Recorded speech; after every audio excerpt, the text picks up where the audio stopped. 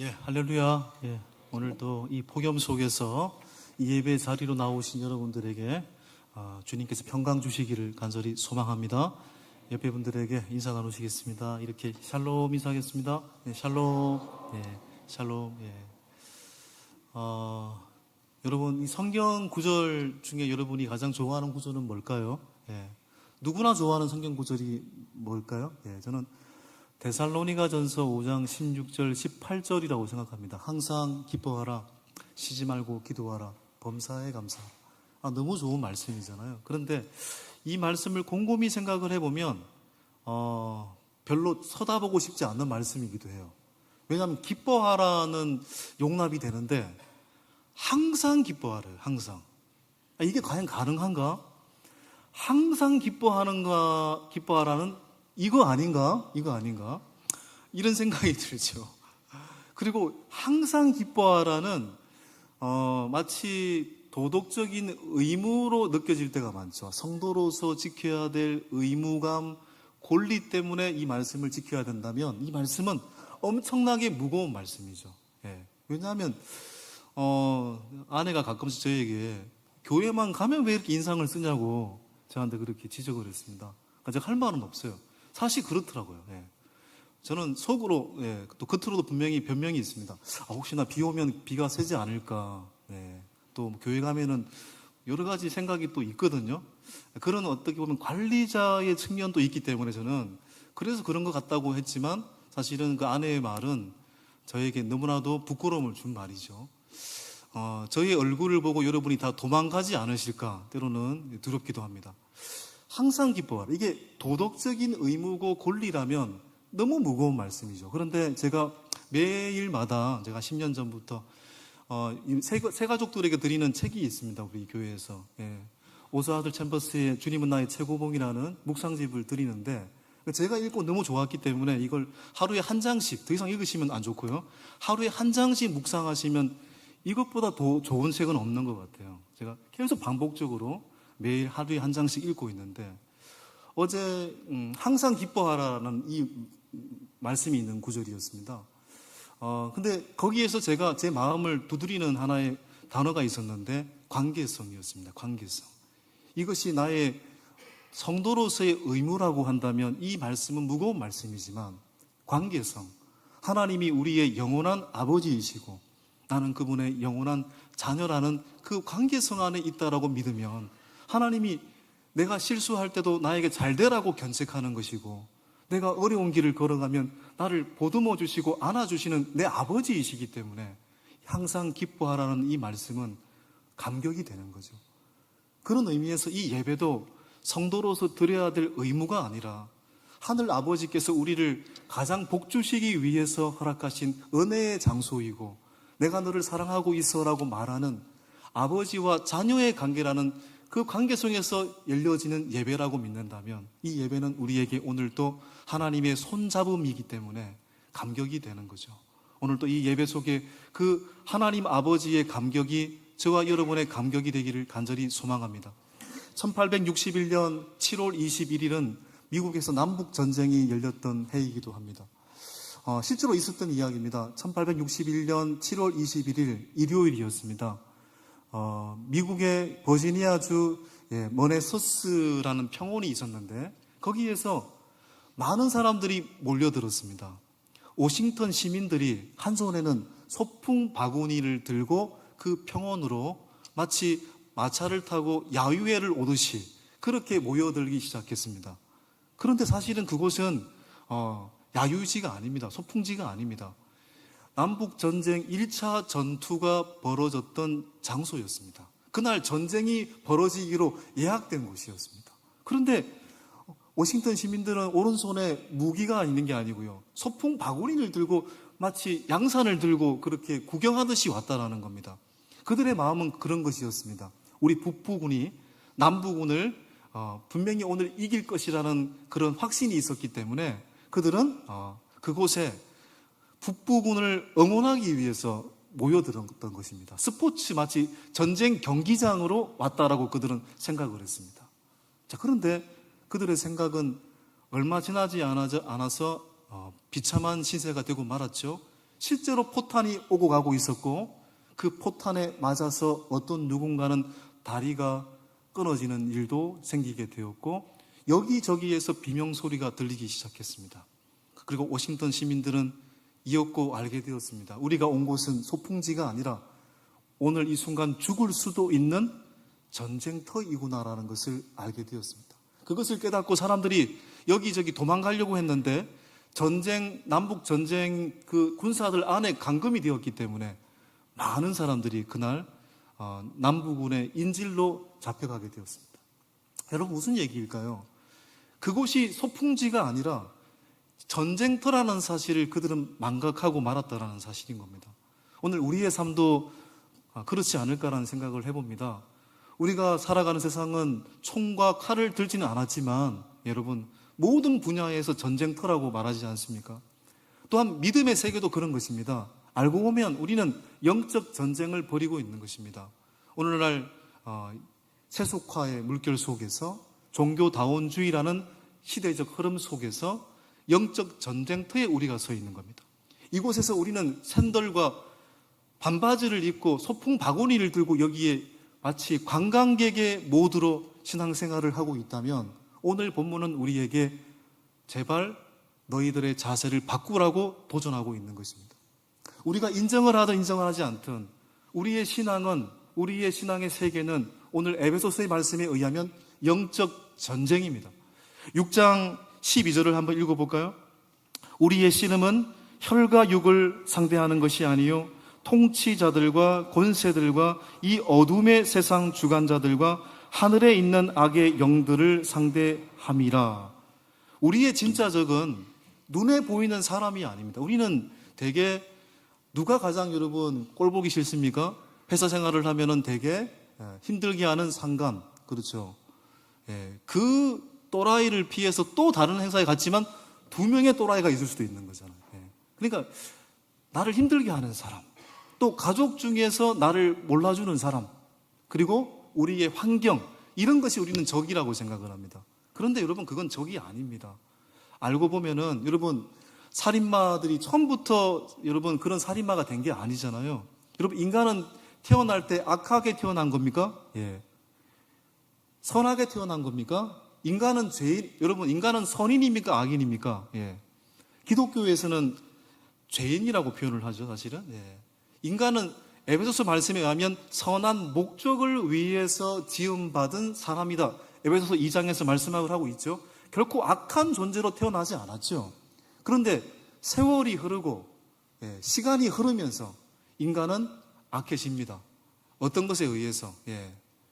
사상과 생각이 악에 오염되면 그렇게 될 수 있는 거죠. 여러분 제가 이제 전에도 에베소서 강의할 때도 말씀을 드렸는데 모든 분야를 귀신론으로 해석하는 건 잘못된 것입니다.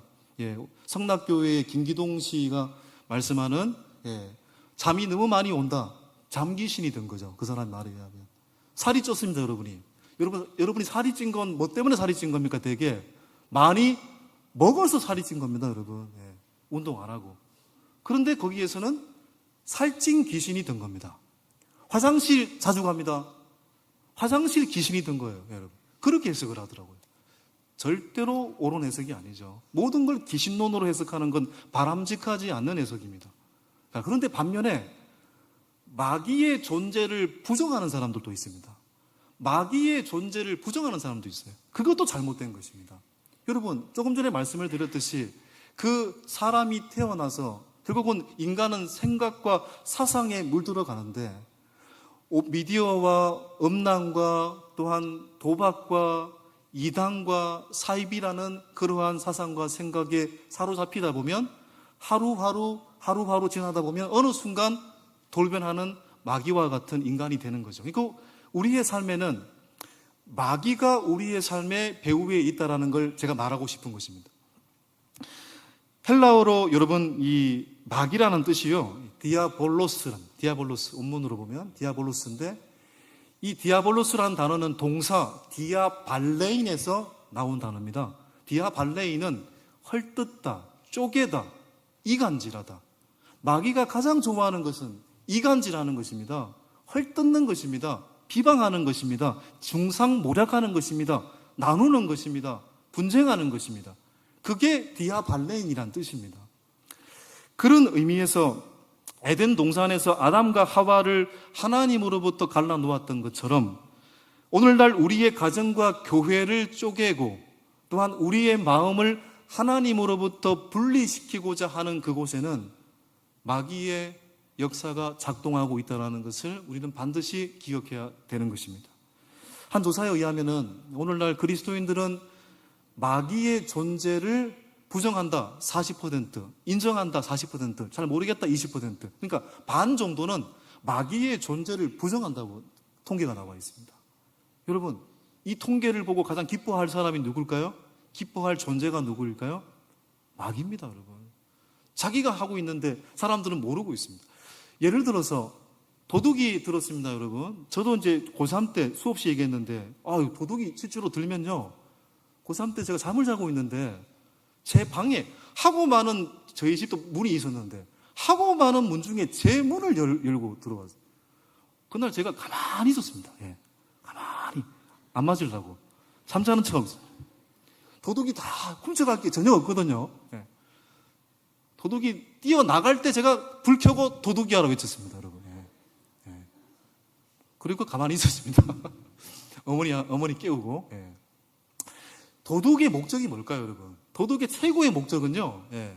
집에 들어와가지고 다 털 거 다 털고 돈 다 훔치고 다 훔칠 때까지 주인이 잠자고 있는 것. 도둑도 아무것도 안 하고 싶어요. 싸우고 싶지 않아요. 자기의 소기의 목적을 달성하고 그 주인과 부딪히고 싶지도 않아요. 그러니까 도둑의 목적은 내가 다 훔칠 때까지 주인이 잠자고 있는 것을 가장 좋아합니다. 마찬가지로 마귀는 우리의 삶을 엉망진창으로 망가뜨리고 염려와 두려움으로 놓으면서 정작 자신의 이름은 그 용의자 선상에서 빼버리죠. 예. 내가 하지 않는 것처럼. 그러니까 오늘 우리가 짓고 있는 죄에 대해서, 우리의 오염된 행동에 대해서 마귀의 존재가 없다라고 인정한다면 우리는 결코 죄와 사상의 오염으로부터 이겨낼 수가 없습니다. 여러분, 인간은 분명히 사상과 생각에 길들여져 있기 때문에 그 생각과 사상에는 분명히 마귀가 존재하고 있다는 것을 인정해야 됩니다. 그렇다면 여러분, 마귀는 어디서 온 존재일까요? 고대 교회사 역사로부터 수천 년 동안 내려왔던 주제가 있어요. 질문이 하나 있습니다. 하나님은 분명히 이 만물을 선하게 창조했다면서요. 그럼 마귀는 왜 창조한 겁니까? 이렇게 질문하는 분이 생각보다 많아요, 여러분. 여러분, 하나님 왜 마귀를 창조했을까요? 성경을 자세히 보면 마귀를 창조한 게 아닙니다. 천사가 변질된 게 마귀입니다. 인간을 선하게 창조했잖아요, 쉽게 말해서. 인간이 변한 거죠. 원래부터 우리가 그런 존재가 아니었던 거죠. 여러분, 마귀뿐만 아니라, 여러분, 천사뿐만 아니라 모든 만물을 만들고 난 다음에 하나님께서 보시기에 좋았다고 했잖아요. 예, 그렇죠. 인간을 만들고는 어떻게 해요? 심히 보시기에 좋았더라. 원문에 보면은 베인의 토브 메오드라고 되어 있습니다. 보라, 좋다, 너무.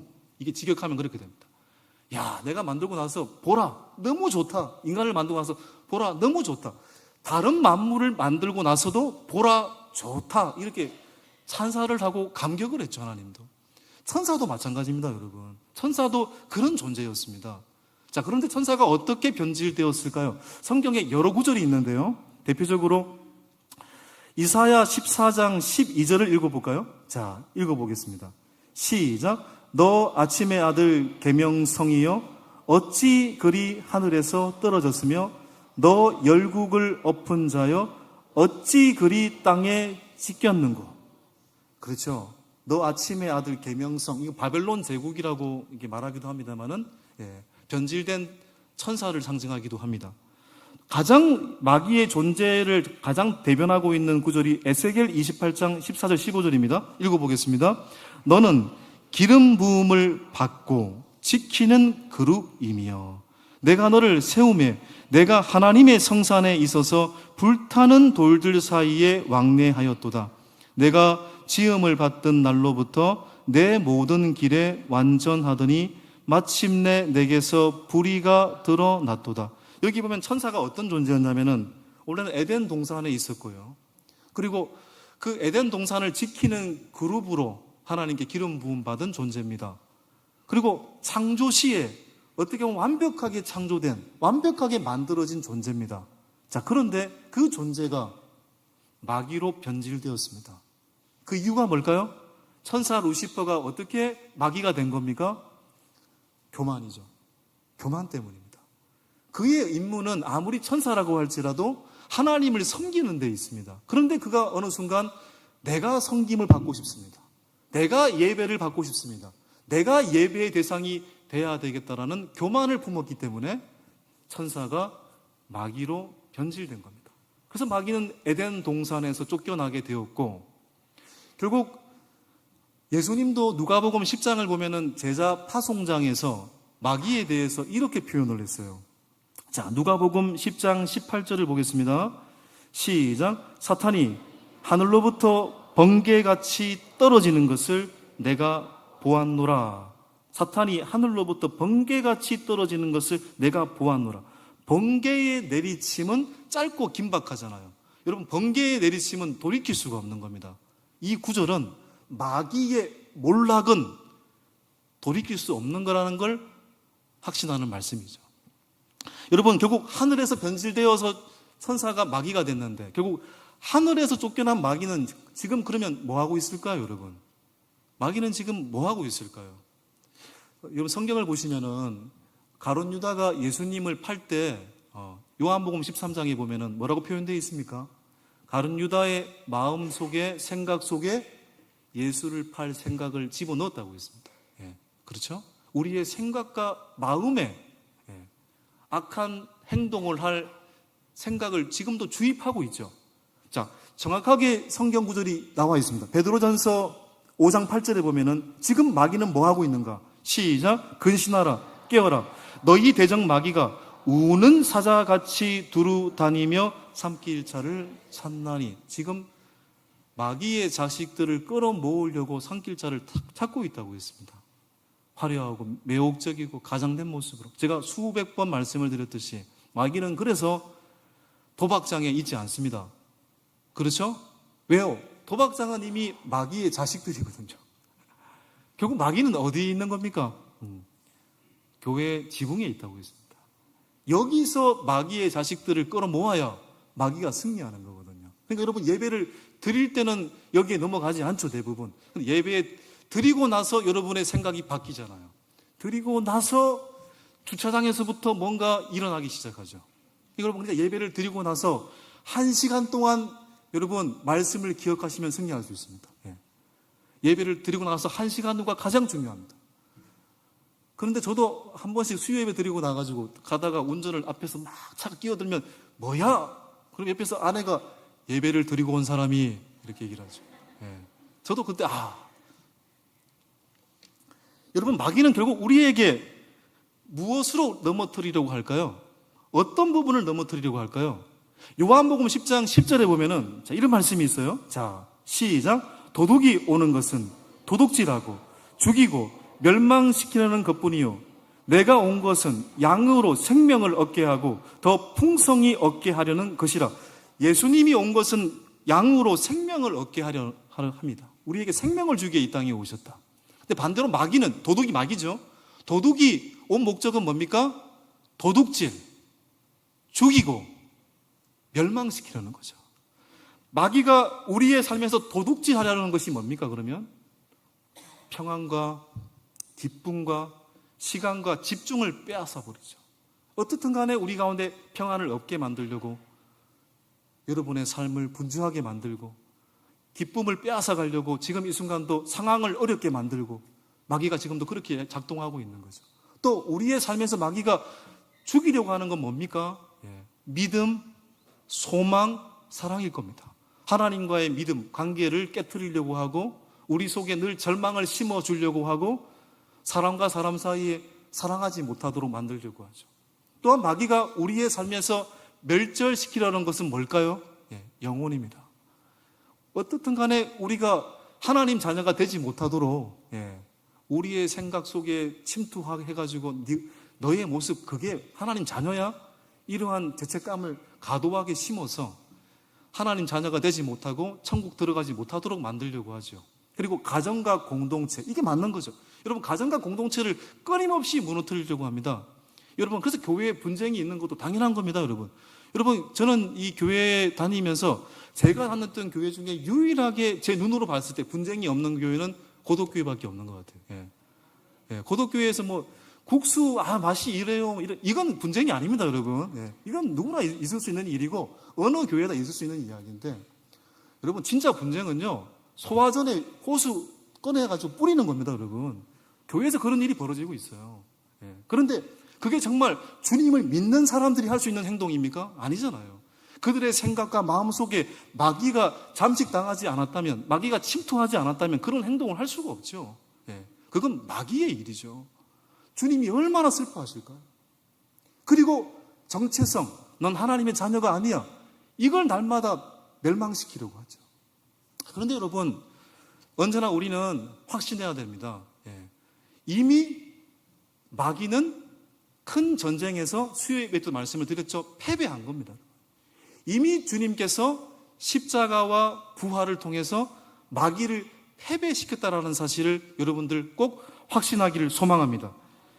제가 계속 읽고 있는 책 중에 하나가 맥스 루케이드 목사님 책에 보면은 이분이 텍사스에서 목회를 하시는 분이기 때문에 뭐 농장 일도 하고 그랬던 것 같아요. 어느 날 보니까 고양이와 쥐 이야기를 이렇게 써놨습니다. 고양이가 어떻게 쥐를 죽이는지. 어느 날 엄마 고양이가 쥐를 잽싸게 잡았습니다.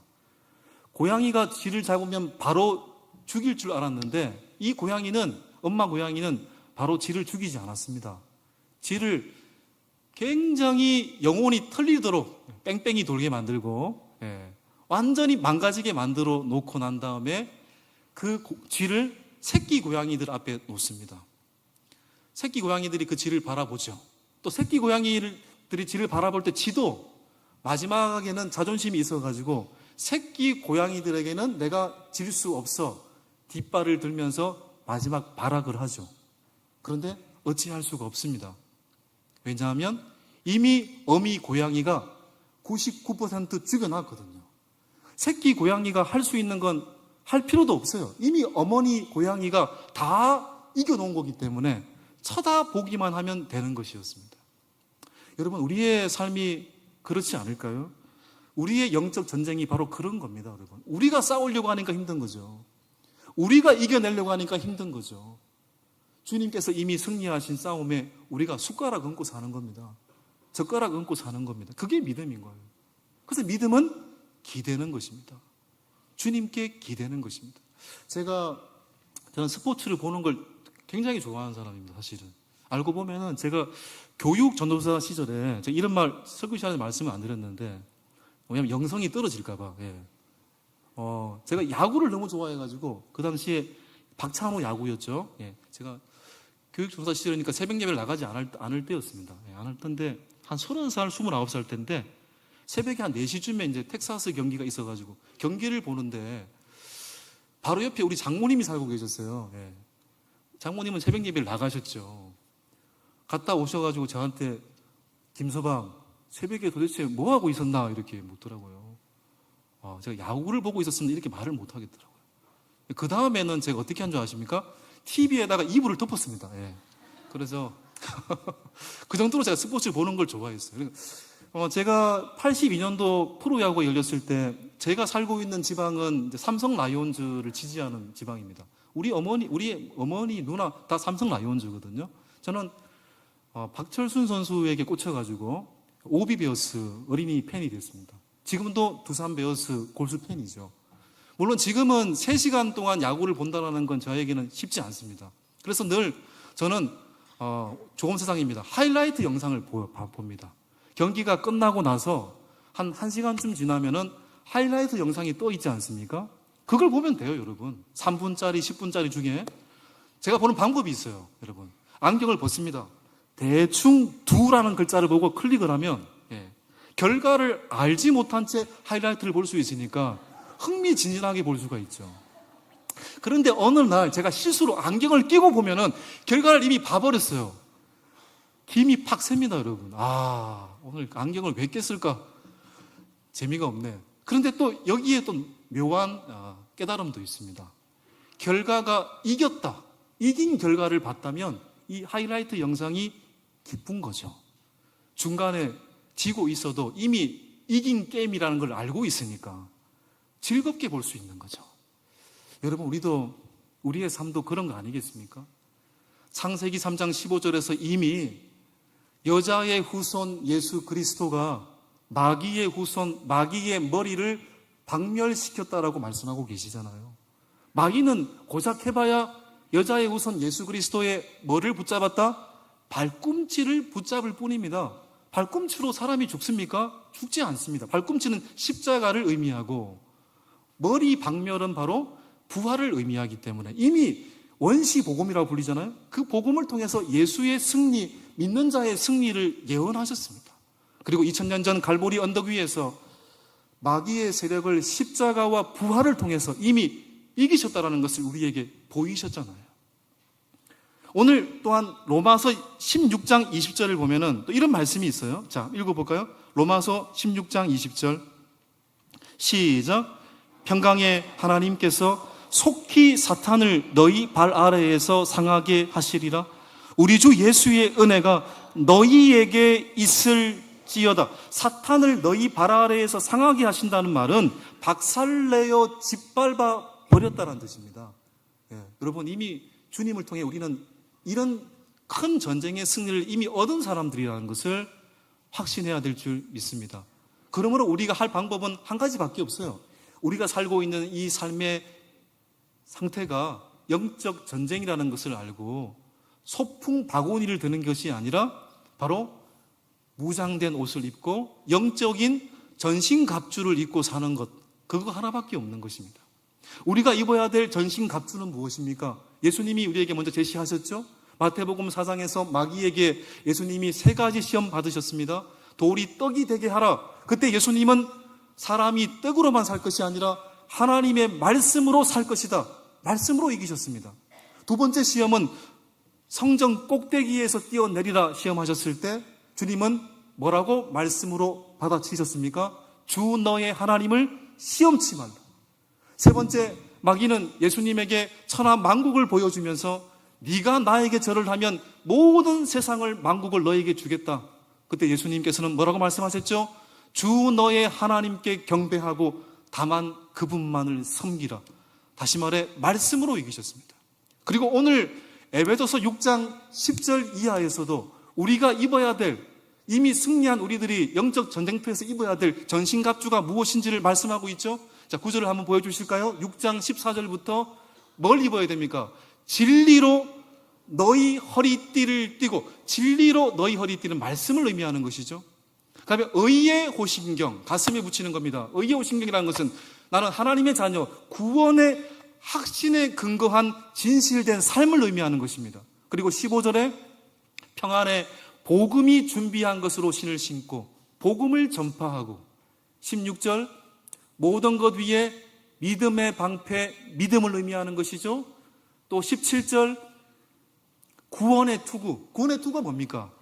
우리의 생각과 우리의 마음이 마귀에게 잠식당하지 않도록 써야 될 투구인데, 이 구원의 투구는 바로 구원의 확신에 근거한 생각과 마음을 의미하는 것입니다.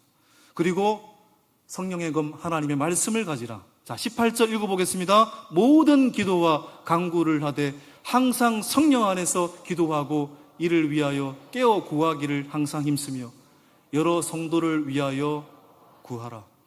결국 14절부터 18절까지 우리가 입어야 될 전신갑주는 한마디로 뭡니까? 말씀과 기도죠. 우리가 왜 말씀을 읽어야 됩니까? 우리가 왜 하나님께 엎드려 기도해야 됩니까? 우리의 생각과 마음이 마귀의 마음에 잠식당하지 않기 위해서입니다. 결국 말씀과 기도는 한마디로 바꿀 수도 있습니다. 말씀과 기도는 한마디로 뭘로 바꿀 수 있습니까? 예배하라. 예배하라. 모든 상황 속에서 예배하라. 좋을 때도 하나님을 예배하고 상황이 좋지 못할 때도 하나님의 선하심을 믿으며 예배하라. 여러분, 그것이 성도가 이 시대를 이기는 놀라운 길인 줄 믿습니다. 예배하라를 저는 이렇게 바꾸고 싶습니다. 하나의 기쁨으로 천개의 아픔을 이겨낼 수 있다. 하나의 기쁨으로 천개의 아픔을 이겨낼 수 있다. 천개의 아픔 아닙니까? 우리 세상 살아가는 세상은 천개의 아픔이죠. 우리가 살고 있는 세상의 문제투성이죠. 그런데 이 모든 것을 이길 수 있습니다. 하나의 기쁨, 십자가와 부활의 예수 그리스도, 그 예수 그리스도를 믿는 우리들, 이미 승리하신 예수님, 이미 우리에게 승리가 보장된 그 하나의 기쁨, 그 하나의 기쁨으로 우리에게 허락된 천개의 만개의 아픔을 이겨낼 수 있다는 사실인 것입니다. 사랑하는 여러분, 우리의 삶이 영적 전쟁터라는 사실 또한 기억하셔서 예수 그리스도의 십자가 부활을 의지하는 그 승리의 믿음으로 여러분이 살고 있는 삶의 도상에서 언제나 말씀과 기도로 하나의 기쁨으로 천개의 아픔을 이긴다라는 예배의 정신으로 믿음의 길, 승리의 길을 계속해서 걸어가시는 은혜가 있길 주님의 이름으로 축원합니다.